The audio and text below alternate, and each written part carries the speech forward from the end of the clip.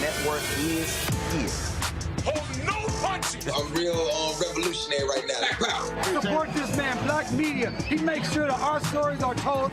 Thank you for being the voice of Black America, Roland. Stay black. I love y'all. All momentum we have now, we have to keep this going. The video looks phenomenal. See, there's a difference between Black Star Network and Black-owned media and something like CNN. You can't be Black-owned media and be scared. It's time to be smart. Bring your eyeballs home.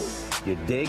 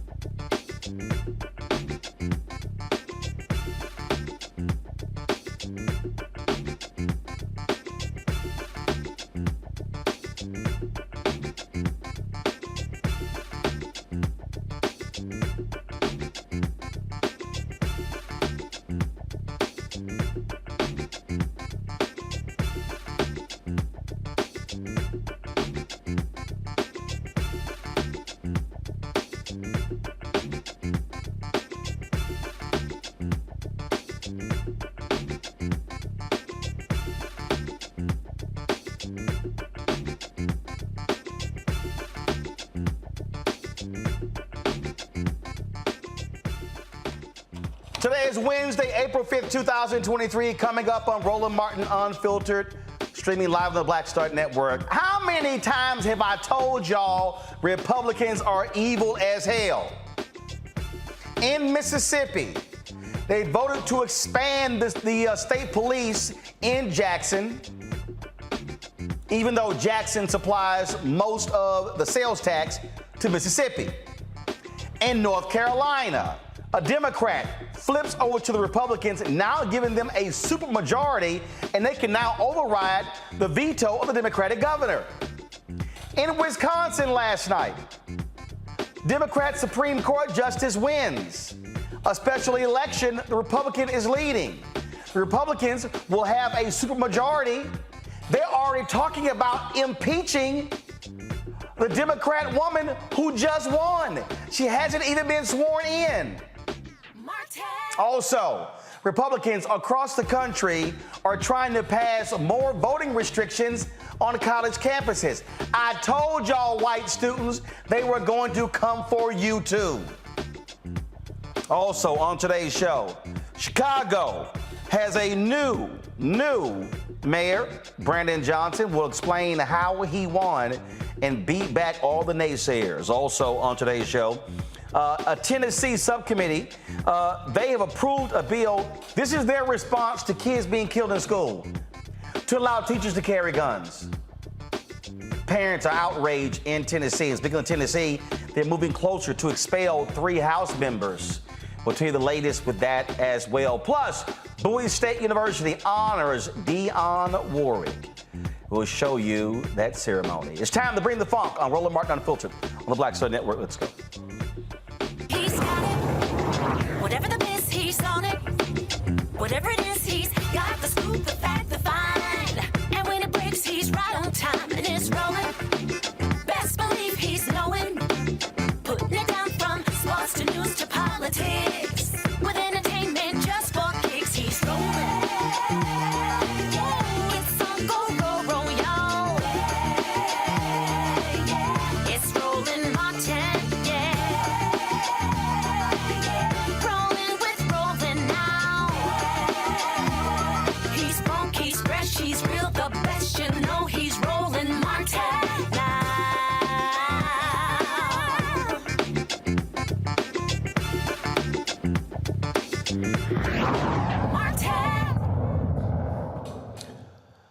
Mississippi Republicans always talk about local control, but now they are one signature away from expanding the Capitol Police in the state capital of Jackson, the state's predominantly black capital city. Now, this particular bill, folks, again, impedes on what's happening there in Jackson.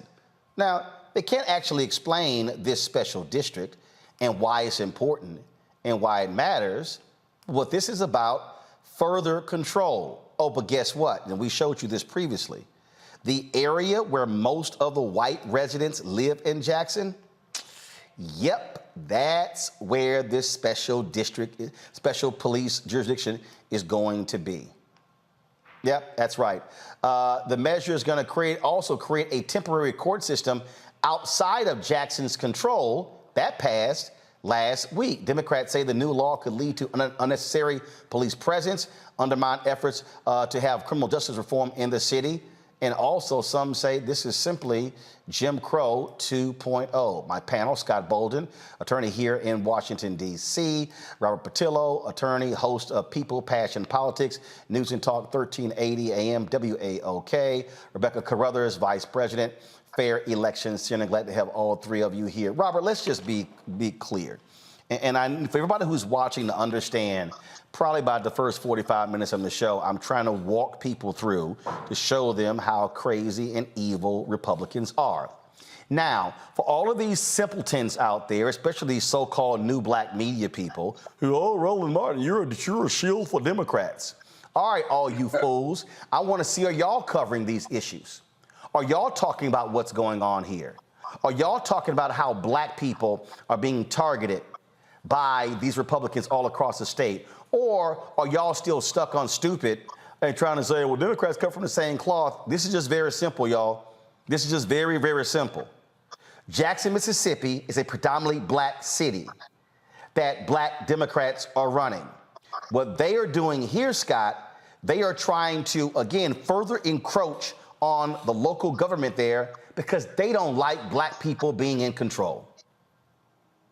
Or they don't like what black people are doing while they're in control. That is, being autonomous, if you will. Much like we don't have autonomy here in the District of Columbia. So it really is that encroachment. I guess I was reading about this. I was wondering about how they sold this to be a race-neutral approach, or what the underlying need is. But all the Democrats voted against this. And I'm not sure why you have to carve out a section of Jackson simply to have this expanded police force. So it really doesn't make any sense. It sounds like it's a solution in search of a problem when Jackson is doing just fine. Like any other urban center, it's got its challenges, but that doesn't mean you need more police to to harass more black people and black young kids. Well, what this is, Robert, is Republican control. Republicans saying, we got the power, we got supermajority, we control the House, we control the Senate, we control the governor's mansion, we can tell y'all what the hell to do.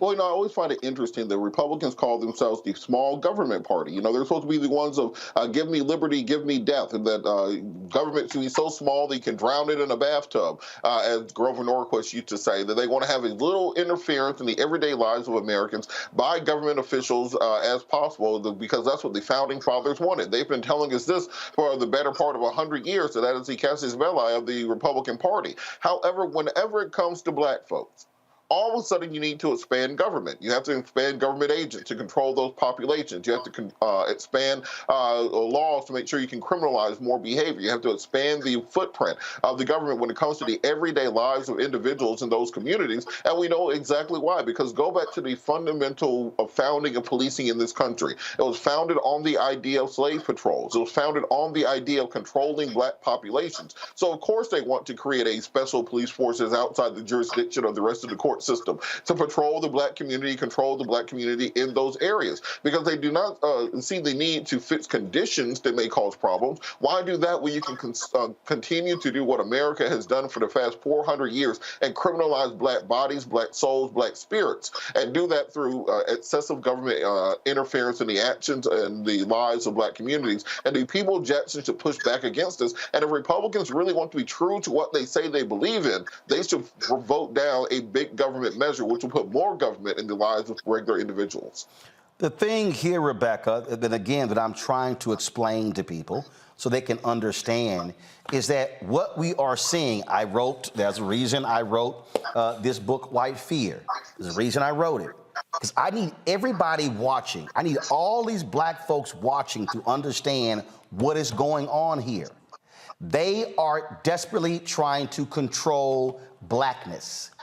They want to control black politics. They want to control black power. Now, I'm about to walk through, this is happening in Mississippi, Alabama, Texas, Arkansas, Louisiana, North Carolina, South Carolina. We can go on, Georgia, Tennessee, Florida. And so folk need to understand, you're sitting your ass at home, bitching and moaning on social media, you better understand what they're doing, because this is about power.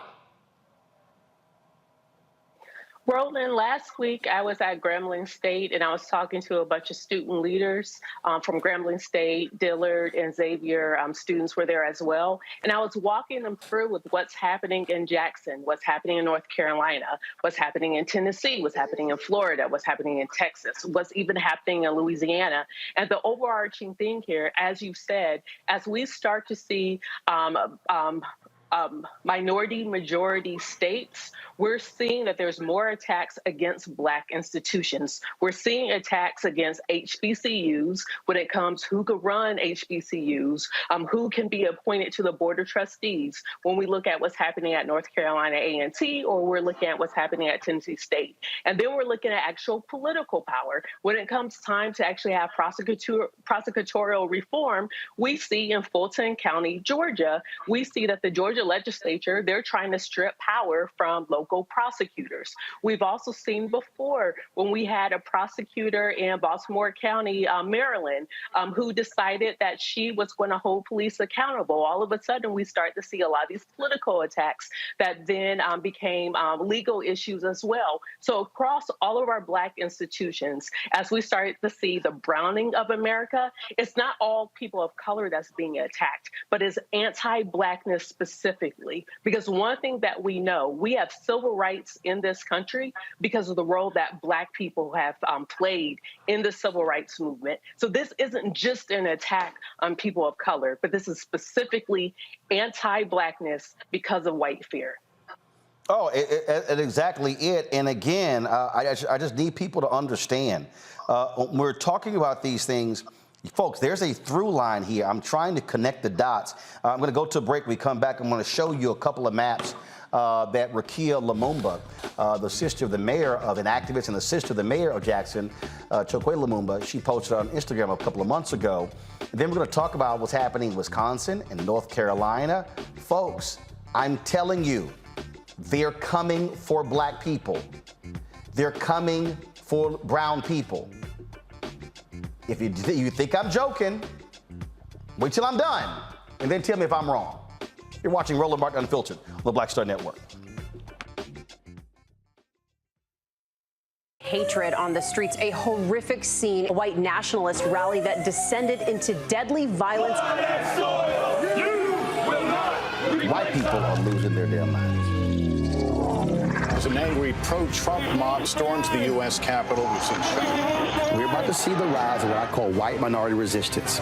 We have seen white folks in this country who simply cannot tolerate black folks voting. I think what we're seeing is the inevitable result of violent denial. This is part of American history. Every time that people of color have made progress, whether real or symbolic, there has been what Carol Anderson at Emory University calls white rage as a backlash. This is the rise of the Proud Boys and the Boogaloo Boys. America, there's going to be more of this. Here's all the Proud Boys, guys. This country is getting increasingly racist in its behaviors and its attitudes because of the fear of white people. The fear that they're taking our jobs, they're taking our resources, they're taking our women. This is white fear.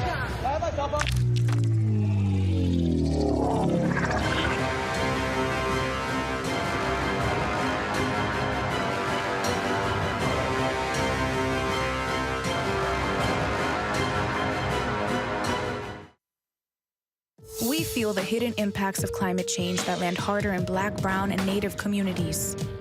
Not many people talk about it because they clearly don't know our lives. But with President Biden's landmark infrastructure and climate plans, our issues are finally seen.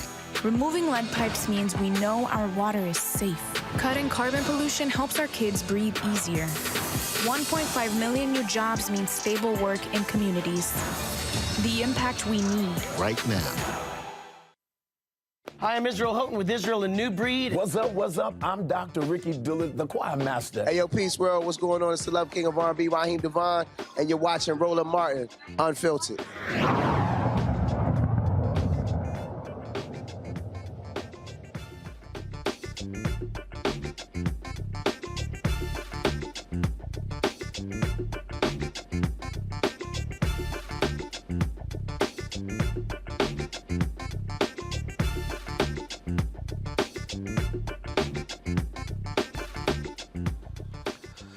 All right, folks, welcome back. Go to my iPad, please. This is a map here of the city of Jackson. Rakia Lumumba posted this on her Instagram page. She posted this in February 8th. And so what this is the black outline is this is Jackson, Mississippi. Now, when you see the red area there, okay? That is what is called the Capital Complex Industrial District Expansion. That's what this bill addressed that, okay? Now, again, the dots in blue, first of all, let me clear it. So you see all the green dots there? You see the green dots, Rebecca, Robert, and Scott? See those green dots? Those are black people. See those blue dots? Those are white people. So, this map clearly illustrates that this Capital Complex Industrial District is largely going to be servicing the white residents of Jackson, Mississippi. Now, there was a second map that was put out. Let me go to that. And then, let's see here. This is the second one, all right? This is the second one right here. All right, so let me pull up this map right here. So this is from The Guardian. This is what they posted, okay? Same thing, all right? And so this is what she posted. The measure would increase the geographic size of an improvement district in the downtown area of City of Jackson from 7.8 square miles to 25 square miles. It will create a new unelected judicial district within the city with 2 judges, 2 prosecutors, and 2 public defenders. They will be appointed by the Mississippi Chief Supreme Court Justice, a conservative white man. The prosecutors will be appointed by the state attorney general, a white male Republican. The district will be policed with an expansion of the Mississippi Capitol Police led by Bo Luckey, a white man. A role appointed by the Mississippi Commissioner of Public Safety, a white man. It's abundantly clear, Scott, what we're dealing with here. It's almost like they're trying to secede or accede, I guess, whichever word it is, from the Jackson jurisdiction. They want their own criminal justice system because they don't trust the city of Jackson. But there should be lawsuits, almost like an unlawful taking or violation of the due process rights and the sovereignty of the city of Jacksonville. I think this goes into effect May 5th, I think, based on my research, and there will be lawsuits about this. Whether the legislature has the power and authority to control sections of a city and put in a criminal justice system for just part of the city. And what happens if you get caught in that neighborhood after hours? You can only imagine. And so it'll be interesting to see what the lawsuits are that will try to undo this. So we talked about the Supreme Court, out of Wisconsin last night, Rebecca, and of course Democrats they ran away with that Supreme Court position, 10-year position, okay, 10-year position, and giving Democrats a 4-3 majority on the state Supreme Court. Now, many folks have talked about gerrymandering, political gerrymandering, abortion, and so the woman who won, Janet Protasiewicz, she won last night. But check this out. She hasn't even been sworn in. And look at this here. This is from Bolts Mag. Republican lawmakers have signaled that they will use their gerrymandered majorities to fight the court. Several Republicans said in the run-up to Tuesday, before she even won, they would consider impeaching her and removing her from office. The GOP needs a supermajority in the state Senate to pull off that move, and the resignation of a longtime Republican senator late last year left them 1 vote short. The special election to replace her was also held on Tuesday in a red-leaning district in the Milwaukee suburbs. The race had not been called as a publication, but Republican nominee Dan Noddle has a very small lead with a handful of precincts remaining. If his edge holds, it would give the GOP sufficient votes to impeach and remove public officials on party line votes. Such a move may be politically and constitutionally explosive, but Republicans lawmakers may be largely insulated from electoral consequences as long as they head off any new judicially ordered maps that curb their power in the State House. Rebecca, I have said repeatedly to people over and over and over and over, these people care about power. They will exercise power any way they choose to do so. This is a craven attempt at just lustful power. There's no other way to explain it, because what we're seeing across the country is very anti-democratic. My organization spent a lot of time on the ground in Wisconsin, going across college campuses across Wisconsin, making sure that students understood you need to show up and vote. You are not just voting for your future, but you are voting for your present.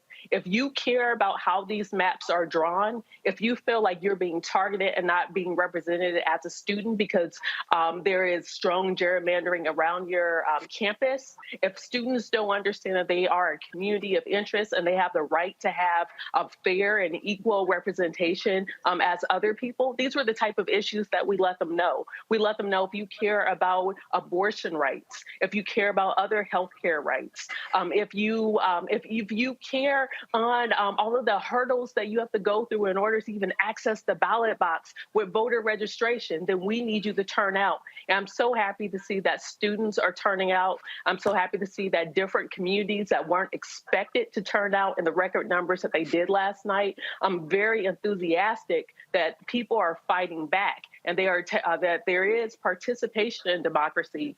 But it's also saddening that across the country, not just in Wisconsin, not just in Jackson, that there's these repeated attacks that are happening over and over. We have to stay vigilant because it's going to be whack-a-mole from here through November 2024. But here's part of the problem, Robert, when we talk about, voting. So let's go to North Carolina. Go to my iPad. Tricia Cotham. She is a Democrat in North Carolina, was re-elected in November. She decided to flip to the Republicans, Robert, giving them a supermajority. Now they have a supermajority in the state house. They were one vote short in the state Senate. She now gives them that vote, which now means they can override any veto by the Democratic governor, Roy Cooper. Doesn't matter. If he vetoes it, they got the votes to actually do it. And so she gave this weird news conference explaining why she flipped. Oh, the Democratic Party left me. But what's crazy is that if you look at what she ran on, those are typically issues Democrats support. But here's a perfect example, though, of why I keep emphasizing on this show why we can't play around when it comes to these state races. Because, again, when you allow the Republicans to have supermajorities, it doesn't matter what Democrats do. They can run the table. North Carolina, same thing. When Sherry Beasley lost by 400 votes, if she had won, Democrats could have had a 6-1 majority on the state Supreme Court, serving as a backstop to whatever the legislature could do. She loses, they had a 4-3 majority. Well, they lost a seat in 2022. Republicans now have a 4-3 majority there. So now by having supermajorities in the House and the Senate, they can override Democratic governor veto, and the state Supreme Court can go right along with them. Again, elections have consequences. Roland, it's what de Tocqueville called the tyranny of the majority, where you have these institutions that are built upon this idea that by gerrymandering lines, by playing bully football down in the paint, Republicans have been able to carve out majorities across the country. While Democrats were not paying attention to state and local races, pretty much from 2008 till last year, Republicans were able to win over 1,000 races during the period of time that President Obama was in office, for example. They did this for this exact reason, to redraw state lines, to change state voting laws, to control schools, to control the educational system, to control the police in cities and states. They know they cannot win on the federal level. They haven't won the popular vote since 2004 in a presidential election, and that's the only time they've won since 1988. The 50 Republican senators represent 41 million fewer individuals than the 50 Democratic senators, for example. But because of this, they have concentrated on changing laws on the state and local level to ensure that they win. And you know what? Bravo to them. I hope that Democrats take this as a lesson. Stop playing patty cake, baker man with these people. You have to play bully football with them just like they're playing bully football with you. When you have an opportunity, you take it. Stop trying to get the moral high ground. You have to win at all costs, and that's what Republicans are doing, and I hope Democrats can pick up on it before it's too late. Going to a break, we come back. I'm going to tell you the latest is happening in Tennessee. Again, Republicans, they are showing what they do with power. They are moving to expel 3 Democrats, 2 African Americans, because they had the audacity to actually stand with people demanding gun control in Tennessee after 6 people, including 3 children, were shot and killed at a private Christian academy. All right, y'all can sit here and throw all kind of names you want, shield, whatever you want, but I'm telling you right now, all y'all who are watching and y'all keep listening to all these yahoos out there run their mouths, let me be perfectly clear. The Republican Party, they are exercising power, and they will flatten your black ass whether you vote or not. But go right ahead and keep telling me I'm the one who sounds crazy, but I'm telling you, if they control the state house, the state senate, governor's mansion, and a Supreme Court, and we already see what's happening with the U.S. Supreme Court, they can do what the hell they want to do, and you can't do nothing about it. But keep sitting your ass there saying voting don't matter. I'll be right back. A lot of these corporations or people that are running stuff push black people if they're doing a certain thing. What that does is it creates a butterfly effect of any young kid who, you know, wants to leave any situation they're in, and the only people they see are people that are doing this. So I gotta be a gangster, I gotta shoot, I gotta sell, I gotta do this in order to do it. And it just becomes a cycle. But when someone comes around and is making other, oh, we don't, you know, they don't want to push it or put money into it. So that's definitely something I'm trying to fix too, is just show there's other avenues. You don't gotta be a rapper, you don't gotta be a ball player, you can be a country singer, you can be an opera singer, you can be a damn whatever, you know? Showing the different avenues, and that is possible, and it's hard for people to realize it's possible until someone does it.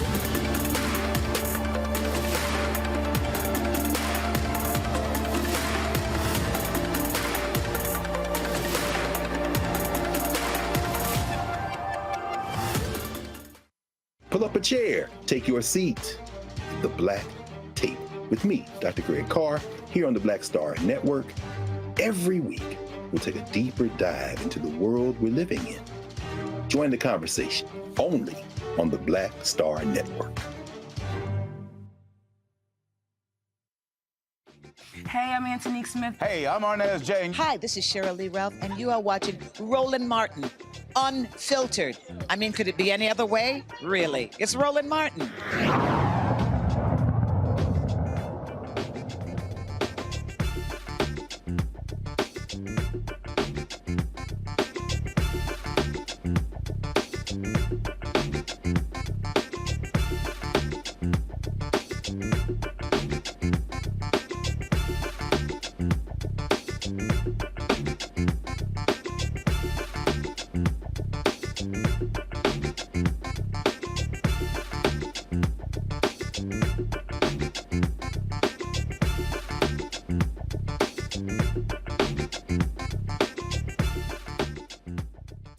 All right, folks, we talked about what's happening in Mississippi, Wisconsin. Now let's talk about Tennessee.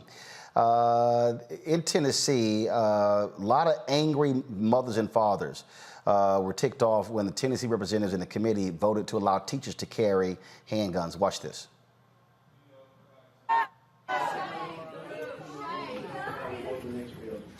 There are children alive today that would be dead because of your attitudes. Teacher shortage is going to get worse.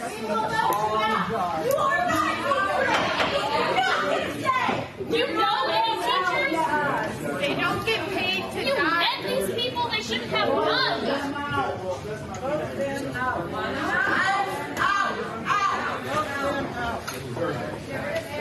Former teacher, I would never carry a gun to school. And I know how to use a gun and I own it. I would never carry a gun in front of my students.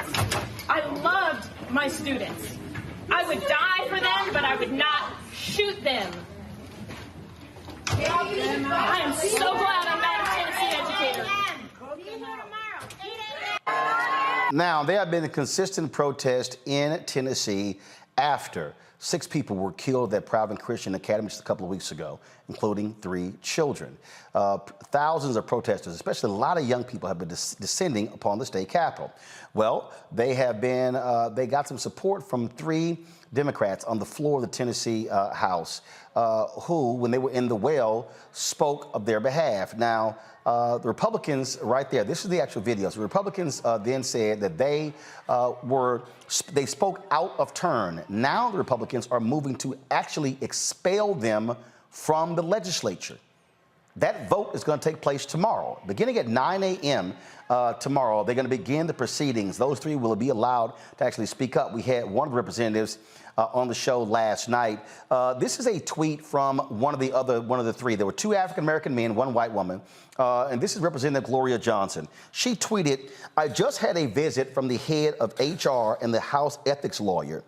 I appreciate them letting me know that if I am expelled, I will lose my health benefits. I also appreciate the ethics lawyer letting me know that in one case, a member who was potentially up for expulsion decided to resign. If you resign, you maintain your health benefits." And she goes, "I appreciate that information. Heavens to Betsy, all this does not mean I am considering resigning. Never.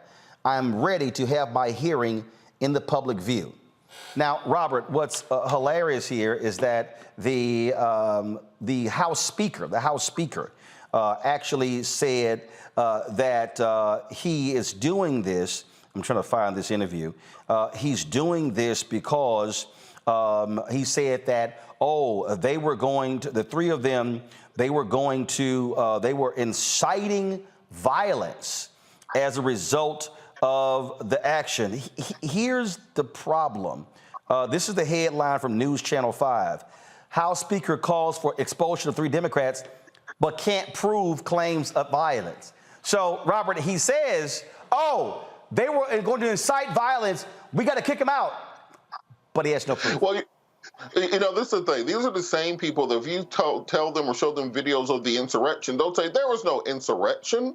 It was just a tourist visit. These people were showing reverence to the Capitol. They weren't trying to overthrow the government. They were just there to show their support and exercise their First Amendment rights. But then as soon as people are speaking up and saying, well, maybe we shouldn't have 80-year-old language arts teachers carrying a .45 trying to shoot a 16-year-old school shooter, maybe that will make things worse in some of these situations. They are using this as a justification to try to expel them from the House of Representatives. As I said before, this is bully ball. This is the way the Republicans do politics now. And then when you look at the way the Democrats did those January 6th hearings, not focusing in on Hawley and what he did to incite the insurrection, not focusing on Ted Cruz and what he did, not focusing on Marjorie Taylor Greene and Lauren Boebert and some of the others in the MAGA caucus, they should have been trying to expel them from Congress. But they don't play ball the same way these other people play ball. This is the way that you exert power. This is Machiavellianism at its highest level. And we have to understand that if you are sitting here playing slow pitch softball and they're playing fast pitch, you're going to continue to lose. Democrats have to pick up on what the game is and play it the same way they are. So check this out. Go back to my iPad, please. So the House Speaker, when he was questioned, he goes, they're the ones that has done something that's never happened. And they are the ones that pull out a megaphone on the House floor and led the protest to the gallery, which shut us down. This is the House Speaker of Tennessee, y'all. Okay, so check this out. He was asked, what is your opinion? Should they be expelled? My opinion is they should be expelled. Now check this out. He says, they did in the chamber with other members break every rule that we almost have, blah, blah, blah, blah, blah. He then goes on to say they were trying to incite violence. When News Channel 5 asked him, there's no doubt they were disruptive, but what's the evidence that they were trying to incite violence? He goes, well, they were trying to jazz people up. They said, but incite violence? He goes, when we had representatives go to the restroom, they got spit on. They still said, do you have any evidence that these 3 members were encouraging protesters to spit on members or troopers? The Speaker of the House, I mean, you can't prove that. But he goes on talk radio and says, what they did today was equivalent, at least equivalent, maybe worse, depending on how you look at it, of doing an insurrection in the Capitol. Give me a damn break, Rebecca. The only violence that was going on was the gun violence that we just witnessed in Nashville. What you see is you have members of the opposition party who refuse to be held accountable. And when you have 3 representatives actually using the bully pulpit of what that House floor is for to actually bring up relevant issues that their constituents care about and that their constituents want to see action from the Tennessee House on, instead you see that they're shut down and that they're being threatened to either resign or coerced into resigning over health care benefits, or there's going to be a vote tomorrow. I just say this, my organization stands with Justin. We represented him about 8 years ago as he was fighting to keep voting rights for young people in Tennessee. This is going to backfire. Because at the end of the day, a lot of people are watching what's going on, and this is actually going to motivate people to not just register to vote and to turn out to vote, but actually showing up to hearings, showing up to community events, because people are tired of this. It's like, take your thumb off the scale. I don't know if it's going to cause that, Scott. I don't. I mean, here's the deal. Tennessee is a red state. I would hope these white conservative mothers and fathers are realizing what's going on and say, this makes no sense. Look, the Republicans in Tennessee carved up the city of Nashville into multiple congressional districts because they did not want there to be a Democrat representative in Congress. So they had an 8-2 majority in Congress. Now it's 9-1. The only person is Steve Cohen in Memphis. So a couple things. One, if you look at that video, that's a peaceful protest. You know, the U.S. Congress, the Democrats several years ago protested in the chambers and sat out and wouldn't move and locked arms. You have a bully bullhorn. You have someone there holding up a sign. You have members taking pictures, walking freely throughout the chamber. In fact, they're walking up to the speaker. They may not like it. The supporters are up at the top yelling and screaming. But this is a peaceful protest. You may not like their messaging, but they got a message, if you will. And to throw them out for that, and you've got security there, this isn't some melee. And so this is democracy at its best, exercising their First Amendment, if you will. The process for putting them out of Congress or the State House is maybe driven by politics. But that's why you have the judiciary, if you will. If this goes through, there's no punches being thrown. There's no one being kicked. There's no one fighting. There's no one even making any gesture towards even throwing any punch. You've got to appeal this if they throw it out to either the State House, the state court, or even federal court for violation of their constitutional rights here. The Speaker's got to know he's on dangerous ground here, because you have a chilling effect on the First Amendment and democracy here. And the optics of this is at least 2 of them, maybe 3 of them, are black folks. They could file a discrimination suit against the Speaker and the body itself. And so I think he's asking for more problems than this is a solution. He may not like the decorum, if you will, but protest and change is never easy. Power concedes nothing without a struggle. It never has and it never will. And they're not conceding what they're protesting in these chambers, if you will. And so I think the Speaker needs to take a long, hard look at that, because I could make an argument that it's race-based as well as violating their First Amendment. But they do not care, Robert. Absolutely, and this is what I mean by playing bully ball down here in the trenches, because you can criticize them, you can try to embarrass them, you can talk bad about them, you can say how they're working against the Constitution, they are fighting against the fundamental principles of democracy, they are going against the Western conventions of the popular vote and doing the will of the people. They don't give a damn about any of that. What they care about is power. What they care about is ensuring that they can maintain their way of life, maintain their hegemony when it comes to American politics and the American populace, which they no longer have a demographical advantage when it comes to. We see this in state after state. How many times they got to hit you over the head before you realize y'all are no longer sparring, that they are trying to punch for real? It's one thing when you're both in the ring, you're saying, well, we'll have the soft gloves on and the helmets and the headgear and stuff. And it's another thing when they're pulling out brass knuckles and punching you, and you're still doing the same thing over and over again. When you see these people, they are fighting tooth and nail. They are using every legislative tactic that is known to man in order to be able to exert total power and domination. That is their name of the game. It's no longer compromise. It's no longer bipartisanism. It's about domination, and you have to start playing on the same playing field. Well, look, I wrote my book, White. Roland. Yeah, Roland, Robert raises another point, a really good point. He didn't spend a lot of time on it, but by expelling these members, if it happens, is removing the will of the voters, if you will. These people were properly elected, and you are eliminating elected officials, thereby violating the will of the people, and the cost to replace them, and the cost of litigation that the state has got to have to pay for. And so it's going to get really expensive by doing this, acting badly, and violating any traditional notions of democracy. And so it's going to be an expensive proposition, too. Yeah, I mean, I just want people. Rebecca, go ahead. I was also going to say, what happened to the rest of the Democratic caucus? If they also would have got up and joined in that protest, what is the Speaker of the House going to do? Kick all of them out? Put all of them up for a vote of expulsion? If one do, then all need to do. All of them need to stand up, because this simply cannot be allowed to happen. And to Robert's point, we can't just speak highbrow like, oh, this is an affront to democracy, but actually do something. Now is the moment to do something, because if this is allowed, it's going to be a long 18 months. Yeah, but you know, they need some political gangsters at the federal level and state level. But again, though, hold up. Again, we'll see what happens tomorrow.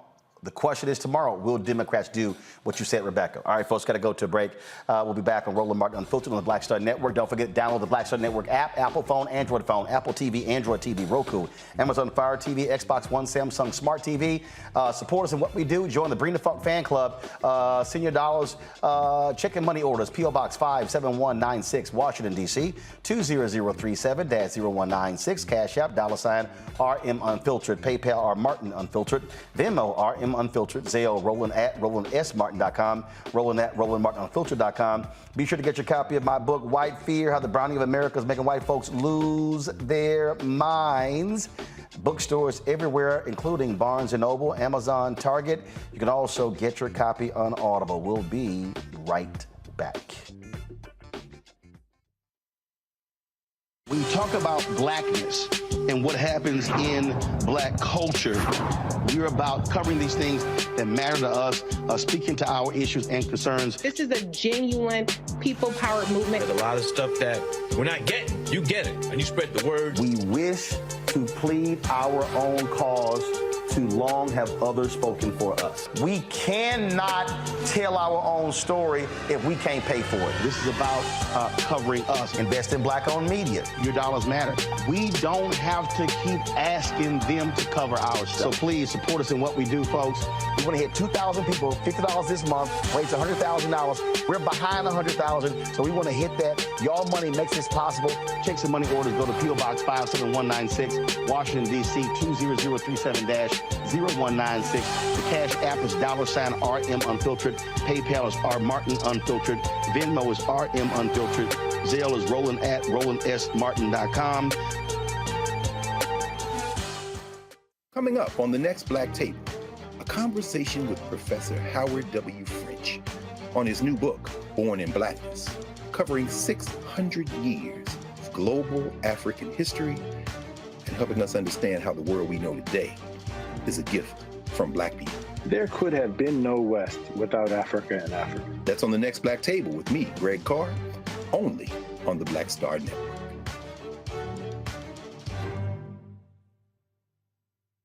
Hello, I'm Bishop T.D. Jakes. How y'all doing? It's your favorite funny girl, Amanda Seals. Hi, I'm Anthony Brown from Anthony Brown and Group Therapy. What up, Lana Well, and you are watching Roland Martin Unfiltered.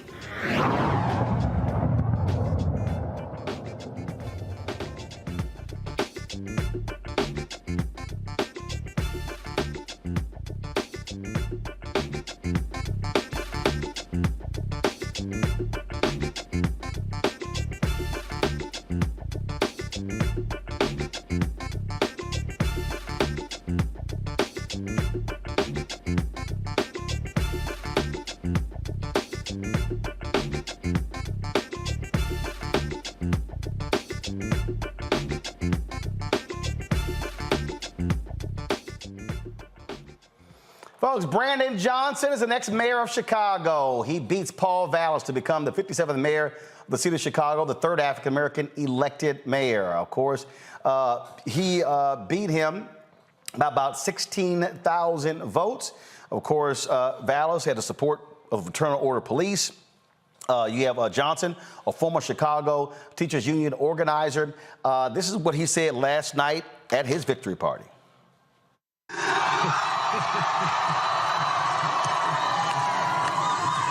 You know, they said this would never happen. So, you know, if they didn't know, now they know. There's so many people who are responsible for this moment, and I like to thank and take a second to thank those individuals. You know, but first, I want to make sure that I say this.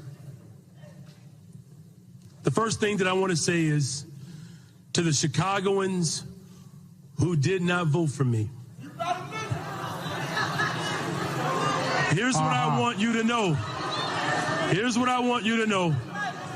That I care about you. I value you. And I want to hear from you. I want to work with you. And I'll be the mayor for you too.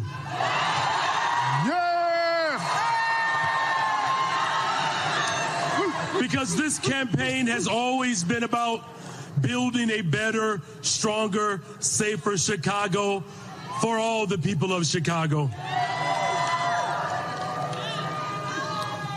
And when I say all the people, I mean all the people, especially folks who have ever been on a payment plan.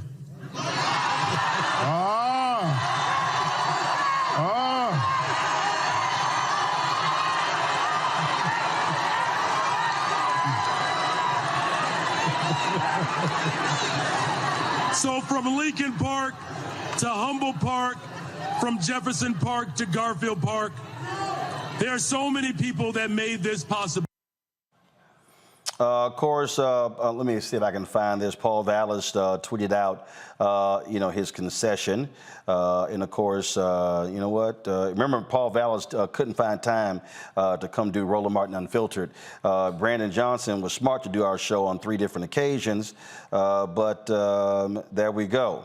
And so this is the tweet that he sent out last night. I called Brandon Johnson a short time ago to congratulate him on winning this election. It's critically important that we all come together now and work collaboratively to move our city forward. I thank my supporters and team, and especially my family. Thank you, Chicago.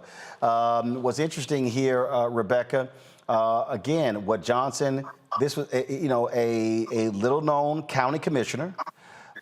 He was what, 1-2% in the polls when this thing started, but what he did was he organized on the ground, neighborhood by neighborhood, precinct by precinct, block by block, street by street, house by house.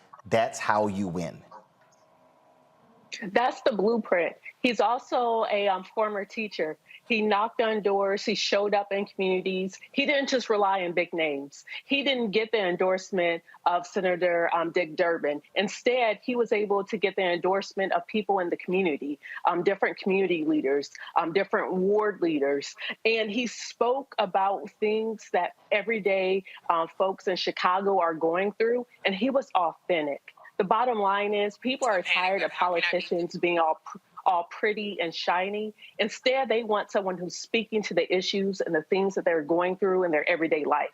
And Mayor-elect Johnson did just that, and that's why he is the new mayor of Chicago. Robert, it's a whole bunch of black political leaders in Chicago with egg on their face. They stood with Paul Vallis. Folks like former Congressman Bobby Rush, Emil Jones, who was the former Illinois Senate president, a number of black aldermen and others. A lot of them were in the Vallis campaign. Now they're on the outside looking in. Well, this happens every election cycle. The young insurgent isn't believed in. If you remember, this happened to President Obama when he was first running. Everybody endorsed Hillary, including Andrew Young and the civil rights leadership class, and eventually you make it back up. But I think it's important to what Rebecca just said, the fact that this was a grassroots-driven campaign, a campaign about the people, a campaign about the issues, not a campaign that is driven by the person who has the most money in their pockets, because many of our elections have turned into auctions, but a campaign driven by someone who had a genuine connection and a love for the city that they are representing. And I find it interesting that a few years ago, we kind of have this wave of black girl magic mayors that I call them around the country: Keisha Lance Bottoms, Mayor Bowser, Mayor Cantrell, Mayor Lightfoot, on down the line across the country. And now it seems that we're having a wave of, I guess, the black boy joy mayors, whether it's Brandon Scott in Baltimore, Andre Dickens in Atlanta now, Mayor Adams in New York, and now Brandon Johnson in Chicago. I want to see how the traditional power structures react to them, and that they will be treated with more respect or more dignity than their sisters were when they were in very similar positions. Because if we remember, part of what made it so difficult for many of the black female mayors were continuous battles with the police departments and the police unions, continuous battles with the education sector, continuous battles with the construction sector and with the developers that made it very difficult for them to push forward their agenda. I just, as a political science aspect of it, I am interested to see if we have a different outcome now that we're seeing a different wave of mayors taking the country. But shout out to Mayor Brandon, to Mayor Johnson. We looking forward to seeing everything that he can do for that city and all the needs of the people, not just on the north side, but on the south side, west side, and everywhere else. Well, he's from the west side, so trust me, they will be looked after. Hold tight 1 second.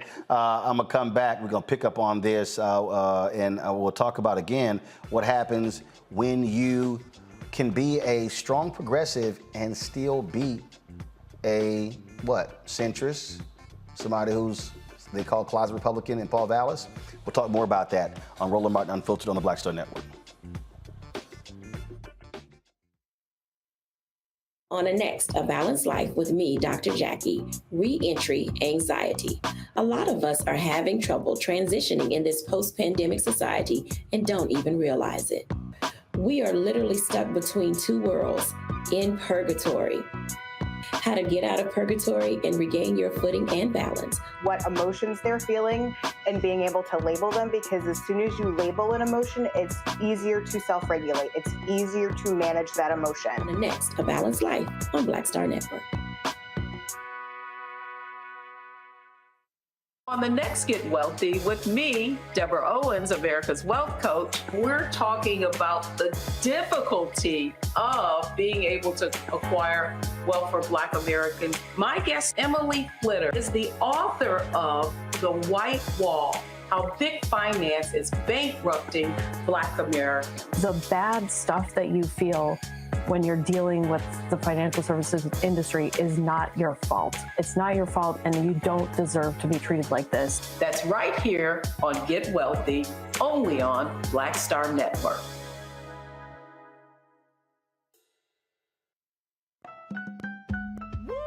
We're all impacted by the culture, whether we know it or not. From politics to music and entertainment, it's a huge part of our lives, and we're going to talk about it every day right here on The Culture with me, Faraji Muhammad, only on the Black Star Network.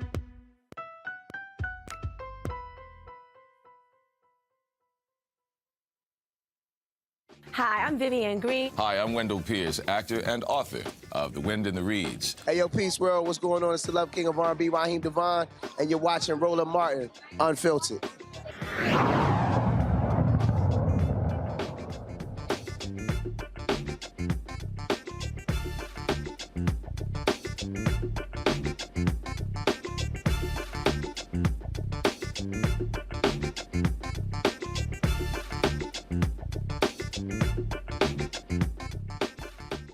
All right, we're still talking about Chicago and the election of Brandon Johnson. One of the things that many people, they tried to label him with a socialist tag. They felt that he did not have the right economic policy. Clearly, the voters there said they like what they heard, but something else that I think is important that we have to look at, Scott, and that is, here was somebody they tried to tag with defund the police, but he kept saying, we have to reimagine public safety. And he stuck with that message. He did not allow them to tag him with that, but he did stick with his convictions when it came to looking at the issue of public safety in a different way. He did, and his victory is even more powerful and really interesting. Chicago is a very segregated city. It always has been. I was born in Chicago, raised in a suburb, Joliet, but it's been ethnically segregated, economically segregated, and crime was a big issue, and the teachers and public education were big issues in this campaign. It's a divided city. Everyone wanted to unify the city. So his victory, given where he came from, is really incredible. But more importantly, he had the resources on the ground. He was endorsed by the SEIU. and the teachers union, right? And so as a result, he was able to organize, since he's a fundamental organizer, and eventually he got in the runoff. He wasn't even supposed to be in the runoff. That was going to be Lori Lightfoot and the guy he beat. And so this is just really incredible. You can be a progressive, you can be a reasonable progressive, but if you got the organization and the bodies behind you, people vote. All you have to do before you govern is get elected. You got to get one more vote than the next guy, and he and those union members really understood that. He's got an incredible smile. He's very charismatic, and you know what? He reminds you of another former mayor, the first black mayor of Chicago, Harold Washington. There's a movie put out by a frat brother of mine, Hassan Lambert, called Punch 9. If you haven't seen it, go see it. It's the incredible story and biography of Harold Washington. Brandon Johnson reminds you of him. He's got challenges ahead, though, because those who supported him, like the teachers union, their contracts are going to be coming up. And secondly, the voters have spoken. Can he bring both sides together, or 3 or 4 sides together, and manage that coalition that got him elected? Blacks, whites, gays, union members, and working class people. Hard to manage that constituency while you lead and govern. We'll see. Rebecca, I think it's important, though, that, again, we have to understand that, yeah, you can actually be a progressive and win. You don't have to, this whole deal, run to the center and all different things along those lines. I mean, look, he didn't have the support of the fraternal or the police. He didn't need it. Right. Be authentic. Be responsive to the things that people are going through. It's really interesting that Mayor Lori Lightfoot had tweeted out that he would never become mayor. But now we see that he is going to become mayor because he's being responsive. Like, one of the criticisms with her is that she wasn't responsive to people, and that she too was, she ran as a progressive, but then governed as a centrist. I think that Mayor-elect Johnson is going to be just fine with the unique coalition that he was able to pull together. It was basically everybody in Chicago but a lot of white people. That's really what his coalition was, and it's representative of what Chicago is. So as long as he stays authentic, as long as he shows up in neighborhoods, the very neighborhoods that voted for him, if he keeps doing those things, keep doing outreach, keep looking for ways of bringing more people into the political system, I think he's going to be just fine. But it also shows that there is a blueprint with talking about reimagining public safety. And there's one thing that we even need the White House to understand. There has to be a serious conversation about police reform, about public safety. And this White House right now is not saying, we can't quite talk about that because it's going to hurt our chances at the ballot. We saw last night that you can talk about it. You can be authentic. You don't have to kowtow to a particular union that's not interested in reform, that's not interested in policies that actually keep the Black community safe from law enforcement and with law enforcement, but you can actually talk about it in a way that people understand it and they will vote for you. Well, it's interesting, Robert, because you even had the head of the Fraternal Order of Police claim that, if Brandon Johnson is elected, 800 to 1,000 cops are going to quit their job. Okay. Exactly. To Rebecca's point, this on the federal level seemed to be the perfect time to work on police reform. The reason being is we have this odd place where the enemy of my enemy is my friend, where you have a lot of conservatives now saying that, we have to reform policing, reform law enforcement, reform prosecutorial discretion because they're going after Trump and going after this, that, and the other. Fine. We can make a compromise bill that we will protect your folks. You compromise and say that, we'll put in the type of police reform necessary that people have been marching for and protesting for years to stop the abuse and the genocide of Black men in this country. It seems like a good time to bring the subject matter up because we see that the term defund the police is not as toxic as it used to be. We've now had 2+ years to explain exactly what people mean by that, and people understand that it's not about taking resources away from policing. It's about ensuring that we are deploying the resources as best possible to ensure that we're getting the best outcomes when it comes to both public safety and the rights of individuals. That you should not have a police officer in a full uniform, a gun, a badge, a taser, a stick, handcuffs, and a loaded weapon to patrol a high school hallway, for example. And now that people understand that better, then just these Republican tropes of just simply throwing out defund the police are no longer effective. And we can get the type of reform necessary through, but we have to have people with the courage and the gumption who are willing to, as I said earlier, play bully ball and bully politics to get it done. And we don't seem to have that type of gumption, as Scott said, have those kinds of gangsters, those thugs, those goons on our side. They're willing to push that agenda through. Well, Scott, I think that, we talk a lot about, and I get asked this question all the time, people around the country, they're like, well, how do we make these things happen? And I keep trying to explain to people, I say, guys, it's basic math. If you get one more vote than your other person, you win. And the thing is, there's a way to get there. And the way to get there is you have to work to get it. You have to invest on the ground. Brandon Johnson was outgunned financially by Vallas. He did, though. He had those ground troops from the teachers union. They went door to door. That's what gets it done. And I've been saying this, and some people have been upset with me, and I don't give a damn. And I've been saying, black folks, don't send money. When we start talking about these congressional races next year and the presidential race, don't send money to the DNC. Don't send money to the candidates. Send that money to black third-party groups because they are going to be the ones to go beat the bushes and go door to door. That's the only way we win. It's aggressive ground game. It ain't listening to these white consultants who are taking down millions by dumping all the money on television, Scott. Yep.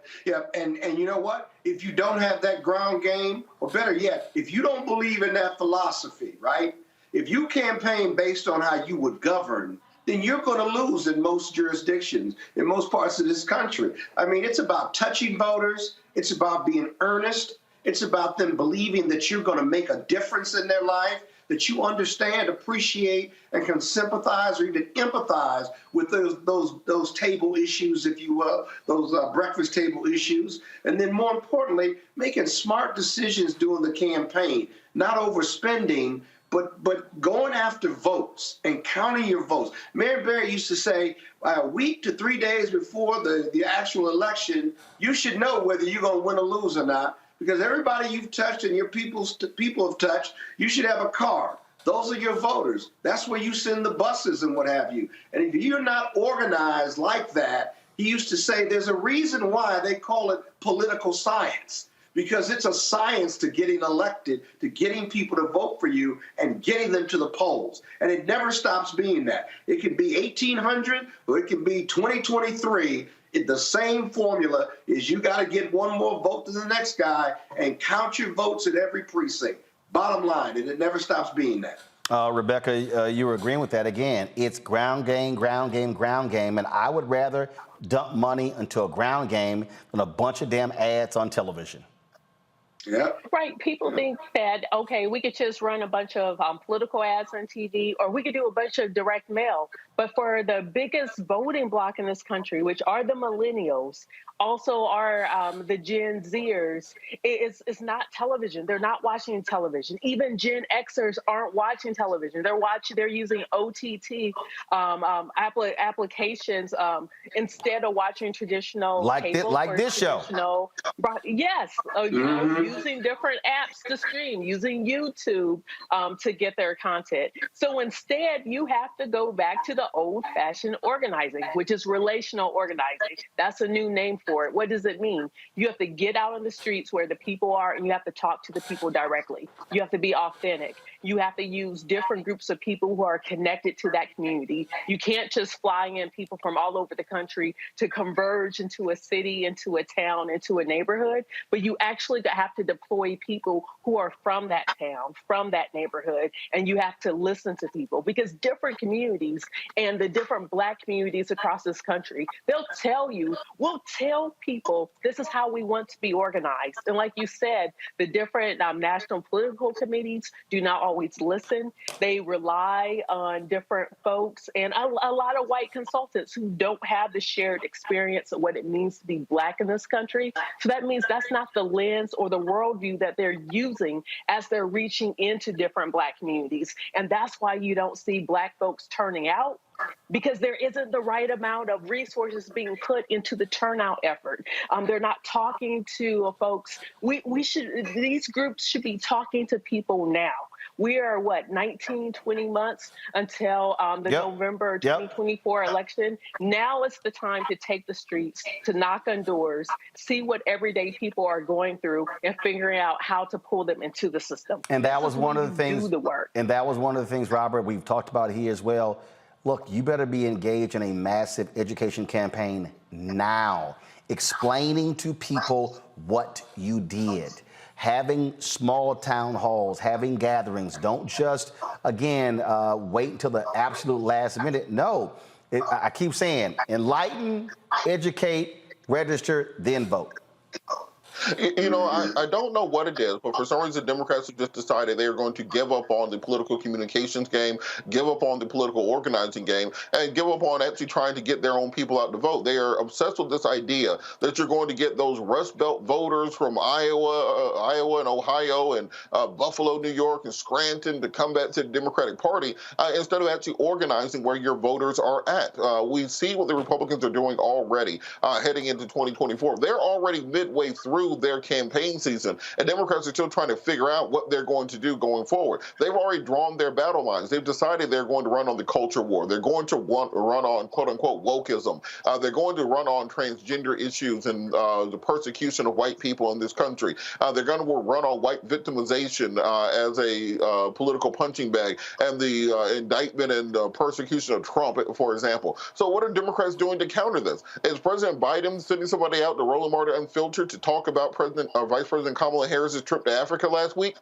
Doesn't that seem like something that's simple to do? You're down the damn street. Send somebody over to talk about what you did in Africa to the Black people. Right. It's not magic that we're talking about.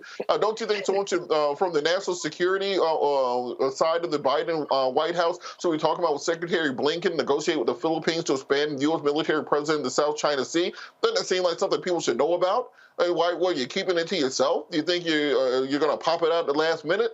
These people do not understand what it takes to win, and they're taking things that should be a runaway, and they're turning into close races because they do not want to play, as I've said throughout the show, the type of bully ball necessary to win these races, and because of that, they will continue to lose because in their minds, they would rather still have proximity to white supremacy than to actually give power over and turn power over to Black and brown people who are actually the driving force behind the party. Hold tight 1 second. We come back and we're going to talk about how Republicans are now targeting college students and college campuses. I only warned our civil rights groups about this, 12, 14 years ago. We'll unpack that, plus we'll show you how Bowie State University is honoring Dionne Warwick. That is next on Roland Martin Unfiltered on the Black Star Network.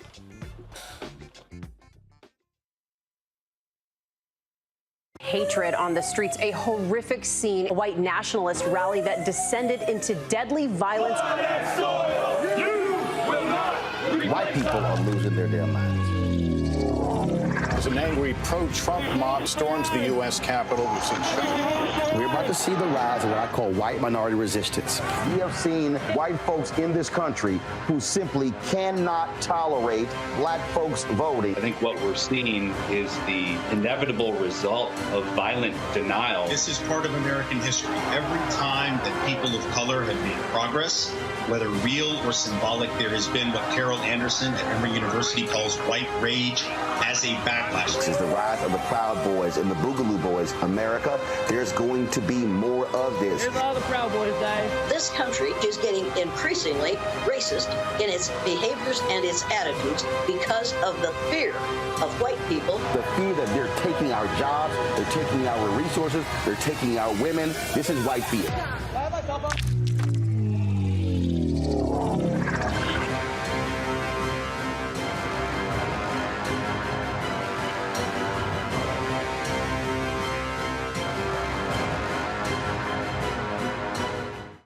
We feel the hidden impacts of climate change that land harder in Black, brown, and Native communities. Not many people talk about it because they clearly don't know our lives. But with President Biden's landmark infrastructure and climate plans, our issues are finally seen. Removing lead pipes means we know our water is safe. Cutting carbon pollution helps our kids breathe easier. 1.5 million new jobs means stable work in communities. The impact we need. Right now. What's up, y'all? I'm Will Packer. Everybody, it's your man, Fred Hammond. Hi, my name is Brescia Webb, and you're watching Roland Martin Unfiltered. Ow. Well, I like a nice filter usually, but we can be unfiltered.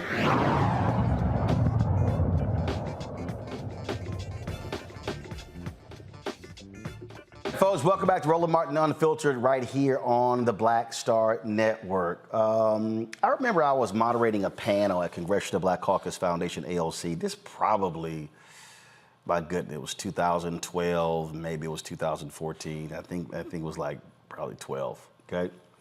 And it was a panel convened by Congresswoman Terry Sewell. And I remember Michelle Eiffel was on it, NAACP Legal Defense Fund. I remember Kristen Clark, Lawyers Committee for Civil Rights Under Law.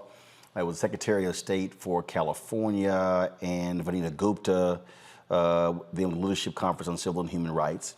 They were on the panel, and we were talking about they were talking about voter suppression and voting rights. And I said something to them then. I said, hey, we have to stop framing what's going on solely through the prism of Black and brown voters, this idea of voter suppression and what Republicans are doing.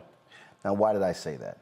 I said that, and I said then, I said because they are targeting these young white voters. These young white voters are increasingly voting Democratic.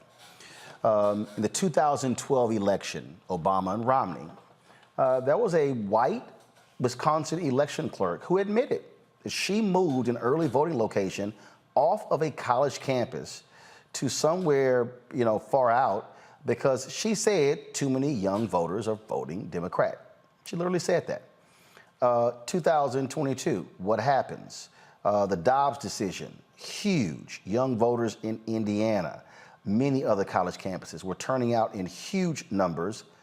And guess what? They were supporting Democratic candidates.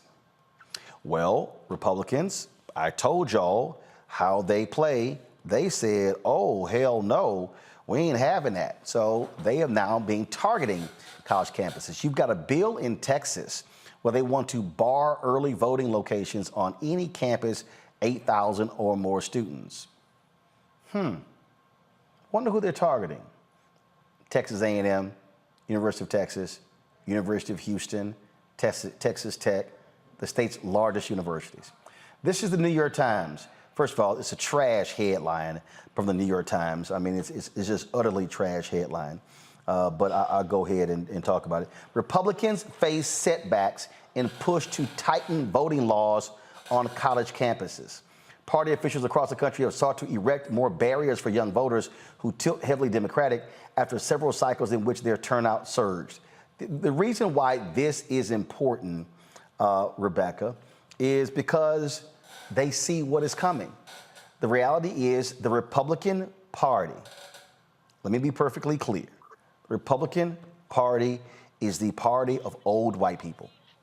And that's who supports them, that's who backs them, and they see they're losing young voters, and they want to make it hard. That's why they are trying to get rid of ballot drop boxes, because Republicans are on record, Rebecca. They are on record across the country. If more people vote, we lose. Yeah. So those campuses in Texas that you just named are all campuses that we have partnerships with, and we do work to make sure that students have the opportunity to vote. Here's the thing, it's the law. In the Higher Education Act of 1983, 1984, it says any any college campus, whether it's community college, HBCU, minority serving institution, a predominantly white institution, if it receives federal funds, it's supposed to let its students know when there is an opportunity to vote, vote. And they also need to provide information on how to register to vote. And that's just something that we're seeing an opposition party in this country, they simply do not like. Because the thing that we notice is that when students turn out to vote, they are voting for progressive candidates, they're voting for progressive policies. The reason why they're doing that is because they're seeing the political rhetoric, and they're also understanding the unfairness of going after abortion rights, the unfairness of gerrymandering based upon race, the unfairness of targeting folks who are low income. And so students don't like that. And so that's what we're seeing. The Republican Party right now are going after people who would vote against Republican interests. And my thing is, like, my organization is a nonpartisan organization. We want people to turn out to vote. We want them to participate in our process. I would say for any political organization, any political party, if you don't feel like people are voting for you, then maybe you need to look inside and figure out what's going on. And maybe you need to understand that you're not representing the people that are out there right now. And maybe you need to reevaluate your platform. We've been running this ad beginning on Monday that deals with the issue of climate change. And guys, go ahead and play it, because this right here, Scott, is one of the issues. This is one of the issues that Republicans, guys, hold on. No, cue it up. I'll tell you when to play it. This is one of the issues that appeal to young voters that they absolutely are against, but it has been gaining traction. Press play. We feel the hidden impacts of climate change that land harder in Black, brown, and Native communities. Not many people talk about it because they clearly don't know our lives. But with President Biden's landmark infrastructure and climate plans, our issues are finally seen. Removing lead pipes means we know our water is safe. Cutting carbon pollution helps our kids breathe easier. 1.5 million new jobs means stable work in communities. The impact we need right now. This right here, Scott, that's why they want to shut it down.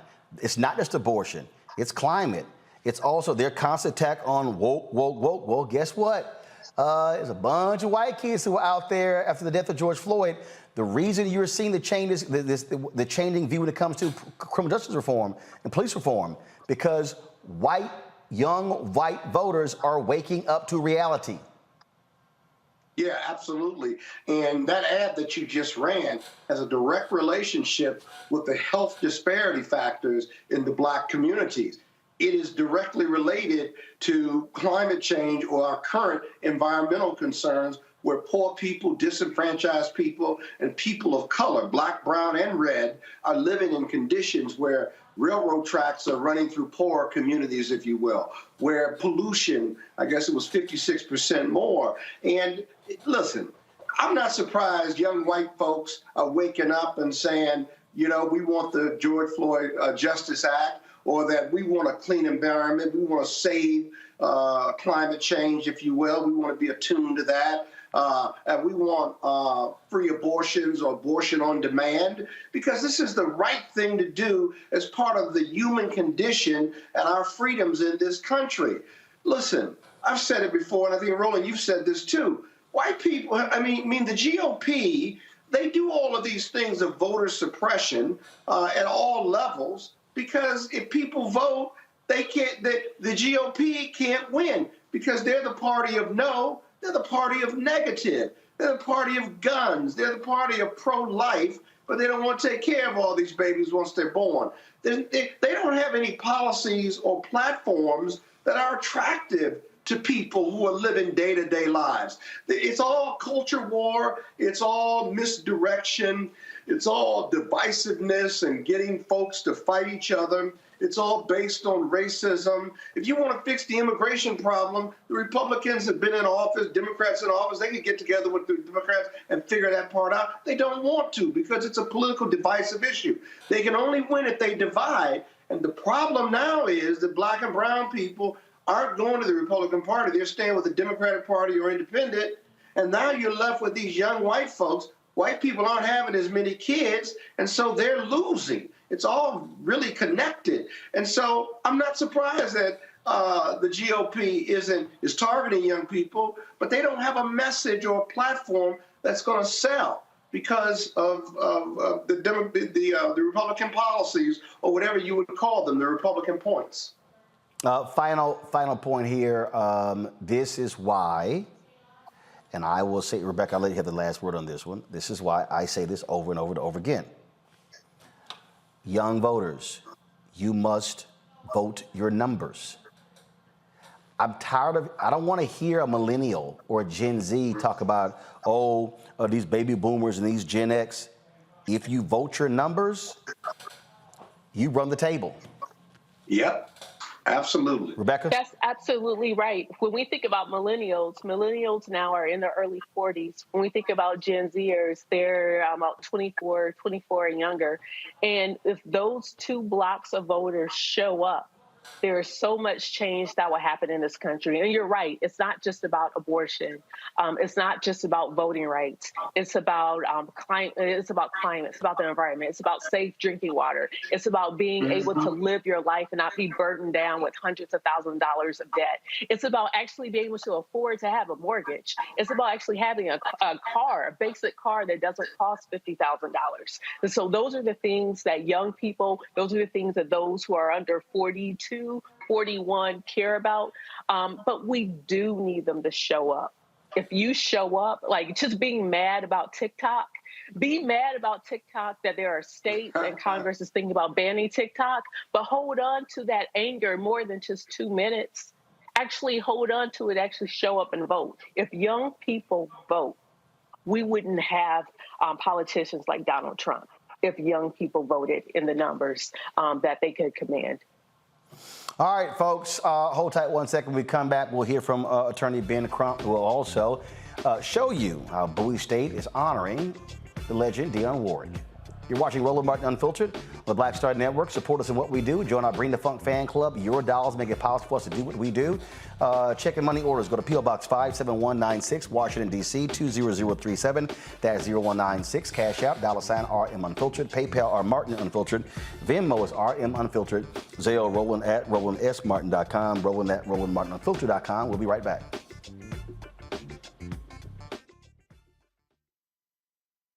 A lot of these corporations or people that are running stuff push black people if they're doing a certain thing. What that does is it creates a butterfly effect of any young kid who, wants to leave any situation they're in, and the only people they see are people that are doing this. So I gotta be a gangster, I gotta shoot, I gotta sell, I gotta do this in order to do it. And it just becomes a cycle. But when someone comes around and is making we don't, they don't want to push it or put money into it. So that's definitely something I'm trying to fix too, is just show there's other avenues. You don't gotta be a rapper, you don't gotta be a ball player, you can be a country singer, you can be an opera singer, you can be a damn whatever, showing the different avenues. And that is possible, and it's hard for people to realize it's possible until someone does it.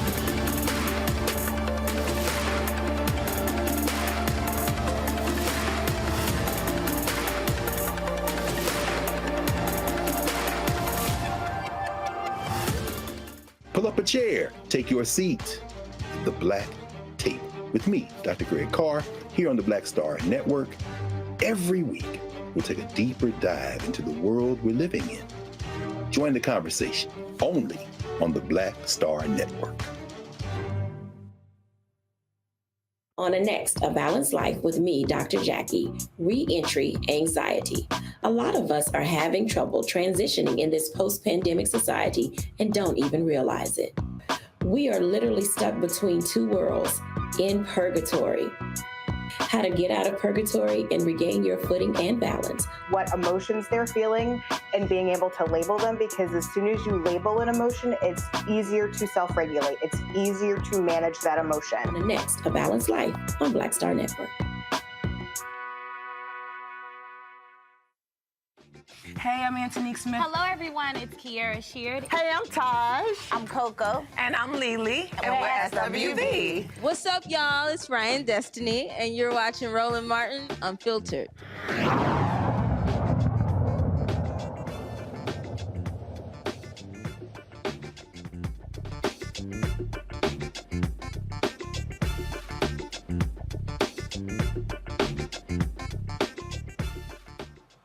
Virginia medical examiner says a black man who died at a mental hospital was murdered. That's right. The administrative, first of all, according to the Office of the Chief Medical Examiner, the autopsy of this black man, folks, shows he was asphyxiated. That's right. Basically, based upon them kneeling on him. Positional and mechanical asphyxia with restraints. We've seen the video. We had his family on the show as well. Joining us right now is the family's attorney, Ben Crump. Ben, look, these officers have been charged. Guess what? Let's see them now try to explain this away, this report from the autopsy. Yeah, this was an important announcement, Roland Martin. The fact that it was ruled a homicide, that he didn't die of natural causes. They didn't find any, illegal substances in his system. So what killed him was what we saw in that video, Roland Martin, an overdose of excessive force where they literally smothered Ivo Otinio to death. This brother from Kenya who was having a mental health crisis, hadn't committed any crime. And so, again, we saw, 8, 10 people on top of him. Utterly nonsensical, if you will, their actions. And it's just a shame that we literally are sitting here having this conversation.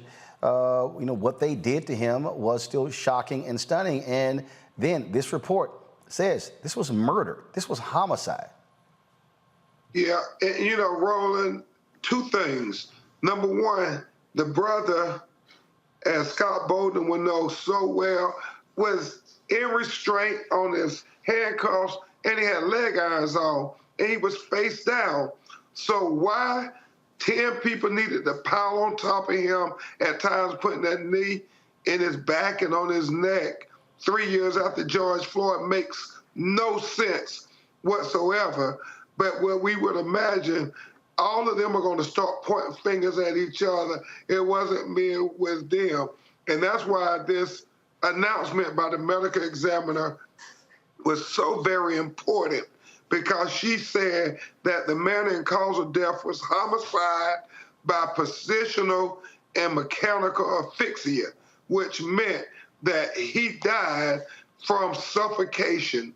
And now all we have to do is make sure that the prosecutor is zealous in her prosecution of these law enforcement officers, because oftentimes they go easy when it's police killing unarmed black people like we have with Ivo. So we have to keep covering this matter. And thank you, with all the coverage going to the former president, you, Roland Martin, keep covering issues that are important to our communities. Well, I'm not spending a lot of time talking about that because, again, we do have a lot of issues that come up that don't get the coverage that it definitely needs. Let's go to my panel for questions. I'll start with you, Scott. Scott, your questions for Ben Crump. Hey, Ben, good hearing from you again under very bad circumstances. The one thing that struck me about the video is these aren't small guys. These are big, beefy cops and hospital staff who are on top of this guy. And it begs the question, notwithstanding the restraints, the victim, how big was the victim? Because in pictures of him that you can see, seem to see that he's about 5'10", 6 foot, but a thin build. Can you confirm that? Yeah, he weighed around 200 pounds or so. And the question that I know good lawyers like you, Scott Bolden and Monique Presley, what we're going to ask to all of them, he's face down, handcuffed, and shackled. Why do you have to put pressure on him? Like, if he's having a mental health crisis, you would expect people who are suffering mental health crisis to have episodes. Why couldn't you just leave him alone? He wasn't any harm to himself or to you, since he was handcuffed and he's shackled. So it is inexplicable why they had to do this much restraint. And remember, Scott Bolden, y'all, this was 12 minutes that they stayed on top of him. 12 minutes, a person in a prone position, restrained, and if he's moving under them, it's because he's trying to breathe. Because it's a natural reaction. If you're on your stomach on a hard surface, you cannot breathe even then. It's uncomfortable. So you automatically are lifting your head. You automatically are trying to get air in your system because your lungs are right near your chest cavity. And when you're on the ground, gravity is pulling you to the ground. It's just natural physics, and the police departments just don't seem to have figured that part out yet. They just smothered him to death, man. It's as sad as the George Floyd case. They just smothered him. He asphyxiated. He just asphyxiated. Unbelievable. Yeah. Good luck with the case. Hey, thank you. Thank you, Robert. On this case, we of course understand sovereign immunity and qualified immunity. Is there any way to go after these people who have been fired in their individual capacity? Not just the people who are holding them down, but the folks who are just standing around looking at them. You know, we talked about the Tyree Nichols duty to intervene bill is being added to the Georgia Floyd Justice and Policing Act. But what can be done to help people understand that if you see someone being murdered directly in front of you, jump in and do something, save this person's life? And is there any way to hold these individuals liable?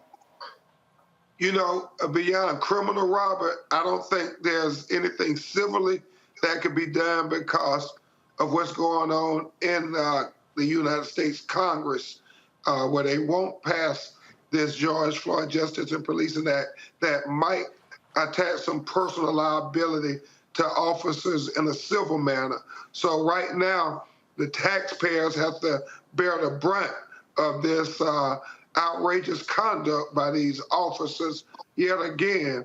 But, you know, Scott, until we can come up with a better solution, we just got to keep trying to bankrupt them, making it financially unsustainable for them to keep treating our people like this. Because, Roland Martin, we don't see videos of them killing white people like this.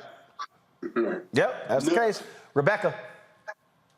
Attorney Crump, you take on a lot of cases like this, and oftentimes you're standing in the gap to make sure that these families, these Black families, are receiving justice. So my question for you is, as a Black community, how can we support you as you can continue doing this fight? Because I know it's tough, it's hard, it has to be mentally draining and taxing. How can we support you in the work that you're doing? No, thank you, Queen, so much for that. Some of the basic things we got to do more. We got to show up for jury duty. I mean, that makes all the difference in the world if we have people who understand the life experiences and the communities where people like Ivo, Tyree Nichols, George Floyd, Trayvon, Breonna, where we come from, where we don't have to spend, I don't know, Scott Bolden, the first 2 days in court trying to convince them that Trayvon was just walking home, that George Floyd was not trying to hurt the police, you know, simple things like that. That's number one. And then I've invited Roland Martin down, Rebecca, and hopefully Scott Bolden will come down to Miami, that we have the Ben Crump College of Law. And what we're trying to do is prepare the next generation of social justice engineers and civil rights attorneys. So hopefully come down, lecture, donate to the scholarship funds to get Black and brown people who have done everything right. Robert, they've got good grades. They've kept their nose clean. They did good on the LSAT. And the only thing stopping them from going through law school and becoming lawyers is financial support. So those are the ways that we can help, because as Thurgood Marshall said, it's going to take an army of us civil rights lawyers to fight against racism and discrimination in America. Indeed. Ben Crump, we appreciate it, man. Thank you so very much. I love you, Roland. Thanks, yes, Scott. Thanks a lot. Folks, going to a break. We come back. Bowie State honors the legend Dionne Warwick. We'll tell you exactly how. You're watching Roland Martin Unfiltered the Black Star Network. YouTube, hit that like button, y'all. We should easily be over 1,000 likes. Same thing, folks, with the OTT app. Hit us there as well. Don't forget, support us in what we do. Download our app, Apple phone, Android phone, Apple TV, Android TV, Roku, Amazon Fire TV, Xbox One, Samsung Smart TV. A lot of y'all watching on YouTube don't even subscribe to our channel. Hit the subscribe button on our channel as well. You can also support us by joining our Bring the Funk fan club. Your dollars make it possible for us to do what we do. Our costs run $190,000 a month for this show, for our staff, for our other 5 shows on the Black Star Network, our OTT app, our distribution, folks. And so there's a lot of things we got going, folks, and we're trying to build, again, the strongest, biggest, largest, most influential black news and information channel in the country. And so check in money orders. Go to P.O. Box 57196, Washington, D.C. 20037-0196. Cash App, $RM Unfiltered. PayPal, R Martin Unfiltered. Venmo, RM Unfiltered. Zelle, rolling at RolandSMartin.com. Roland at RolandMartinUnfiltered.com. We'll be right back. When you talk about blackness and what happens in black culture, we're about covering these things that matter to us, speaking to our issues and concerns. This is a genuine people-powered movement. There's a lot of stuff that we're not getting. You get it, and you spread the word. We wish to plead our own cause. Too long have others spoken for us. We cannot tell our own story if we can't pay for it. This is about covering us. Invest in black-owned media. Your dollars matter. We don't have to keep asking them to cover our stuff. So please support us in what we do, folks. We want to hit 2,000 people, $50 this month, raise $100,000. We're behind $100,000, so we want to hit that. Y'all money makes this possible. Check some money orders. Go to P.O. Box 57196, Washington, D.C. 20037-0196. The Cash App is $RM Unfiltered. PayPal is R Martin Unfiltered. Venmo is RM Unfiltered. Zelle is Roland at RolandSMartin.com. Coming up on the next Black Table, a conversation with Professor Howard W. French on his new book, Born in Blackness, covering 600 years of global African history and helping us understand how the world we know today is a gift from black people. There could have been no West without Africa and Africa. That's on the next Black Table with me, Greg Carr, only on the Black Star Network.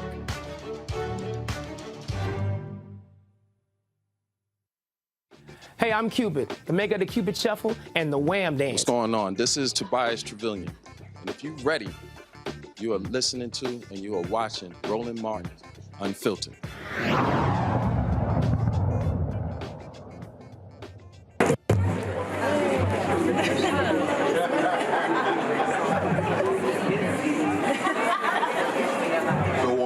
I'm going to ask that we pull the rope and upstairs as well. Everybody got your cameras ready? Yes. All right, let's act like New Year's Eve. All right, we're going to count down on 3, 2, 1. Everybody help me out. 3, 2, 1.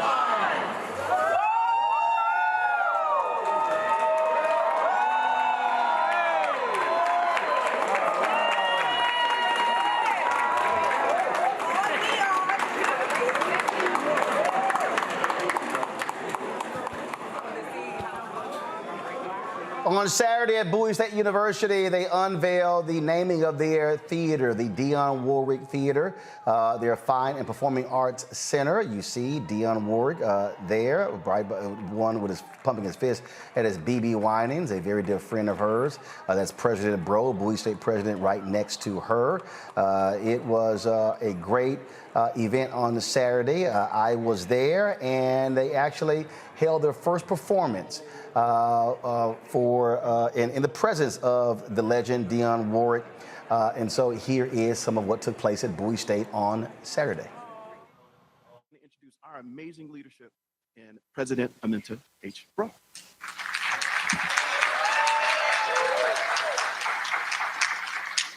Thank you once again, and thank you, Dr. Knight, for hearing that request that stands.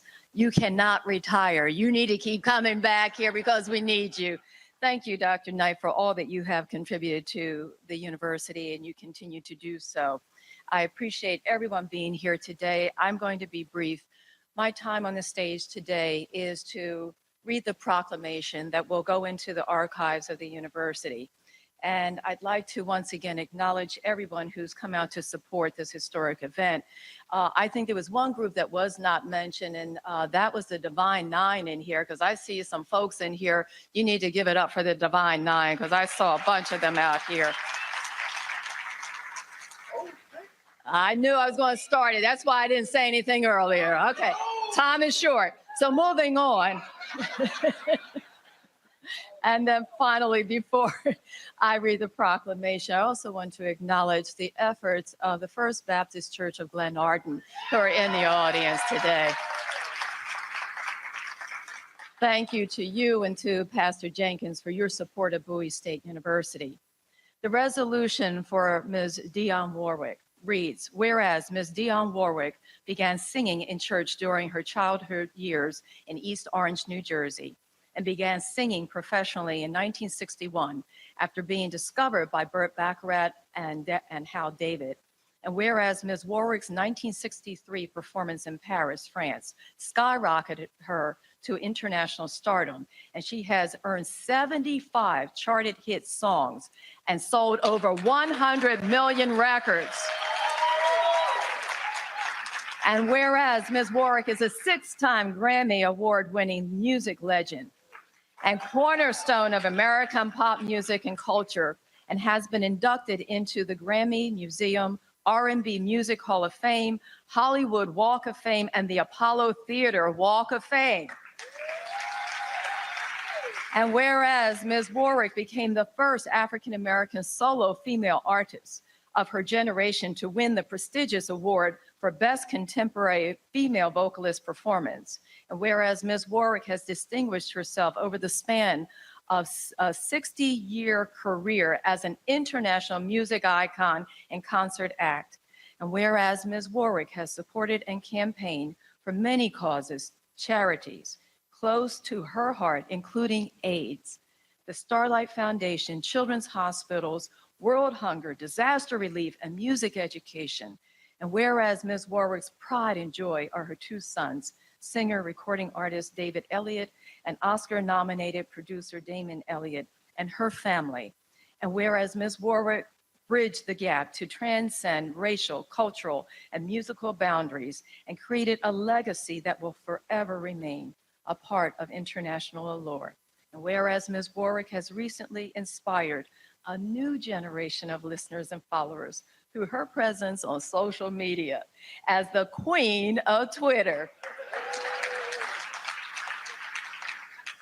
Now, therefore, be it resolved on April 1st, 2023, that the administration, faculty, staff, students, and alumni of Bowie State University celebrate the achievements of Ms. Dionne Warwick. Please give her a round of applause. And Ms. Warwick, may I?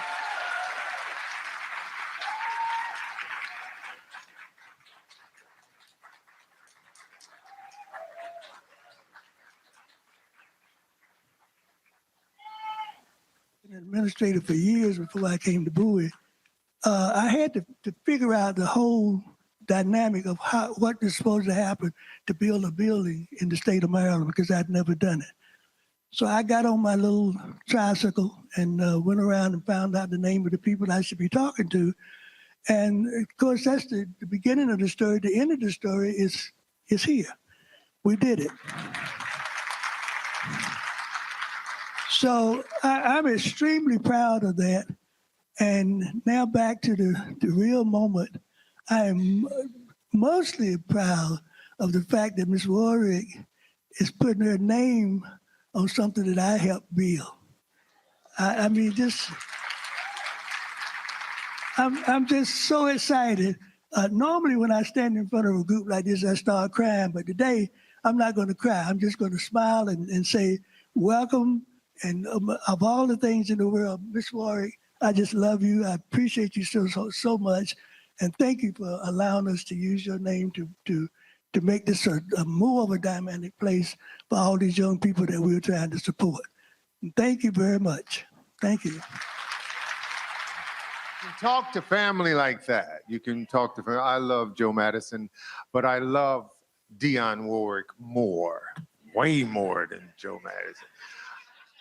And I'm just here to love on her, and I'm going to introduce some other people who sent a video to love on her. But since I am in her theater,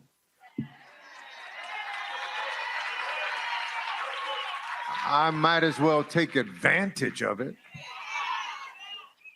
Simply say, amazing grace,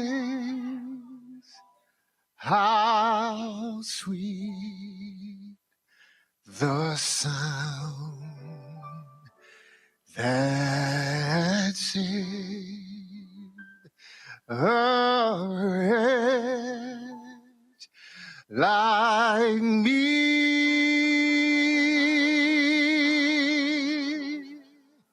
I was lost, but now I'm found. Was blind, but now in Dionne Warwick's theater, I see. That's all I wanted to say.